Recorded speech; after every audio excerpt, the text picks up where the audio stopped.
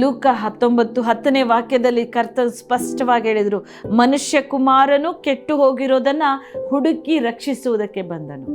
ಮನುಷ್ಯ ಕುಮಾರನಾಗಿ ಯೇಸು ಸ್ವಾಮಿ ಭೂಮಿಗೆ ಬಂದಿದ್ದು ಕೆಟ್ಟು ಹೋಗಿ ಇನ್ನೇನು ಗಲೀಜಾಗಿದೆ ಬಿಸಾಕನ ಅನ್ನೋ ಹಣ್ಣುಗಳನ್ನು ಕಾಪಾಡೋದಕ್ಕೆ ಬಂದವರು, ಪಾಪಿಗಳನ್ನು ಹುಡುಕಿ ರಕ್ಷಿಸುವುದು. ಇವತ್ತು ಯವನಸ್ಥರೇ, ದೇವರ ಕೈಲಿ ನಿಮ್ಮ ಜೀವಿತ ಒಪ್ಪಿಸ್ರಿ. ಏಸಪ್ಪ ಕ್ಷಮಿಸ್ತಾರೆ ನಿಮ್ಮನ್ನು. ಅದೆಂಥ ಘೋರ ಪಾಪ ಮಾಡಿದ್ರು, ಅದೆಂಥ ತಪ್ಪುಗಳು ನಿಮ್ಮಂದು ಆಗೋಗಿರ್ಬೋದು. ಏನೆಲ್ಲ ತಪ್ಪುಗಳನ್ನು ಮಾಡಿ ದೇವರಿಂದ ದೂರ ಆಗಿ ನನಗೆ ಸಾಧ್ಯ ಇಲ್ಲ, ತಂದೆ ತಾಯಿಗೂ ಮೆಚ್ಚಕ್ಕಾಗಲಿಲ್ಲ, ನಾನು ಒಳ್ಳೆ ಕೆಲಸ ಜಾಬ್ ತಗೊಳಕ್ಕಾಗಲಿಲ್ಲ, ಚೆನ್ನಾಗಿ ಎಜುಕೇಷನಲ್ಲೂ ಮುಂದುವರಿಯೋಕ್ಕಾಗಲಿಲ್ಲ, ದೇವರಿಗೂ ಪ್ರಿಯನಾಗಲಿಲ್ಲ, ನಾನು ಸಂಪೂರ್ಣ ನಾಶವಾಗಿ ಹೋಗಿದ್ದೇನೆ ಅಂತ ದುಃಖ ಪಡ್ಕೊಂಡಿದ್ದೀರೋ, ಏಸಪ್ಪಂಗೆ ನೀವು ಬೇಕಾದವರು, ದೇವ್ರಿಗೆ ನೀವು ಬೇಕಾದವರು.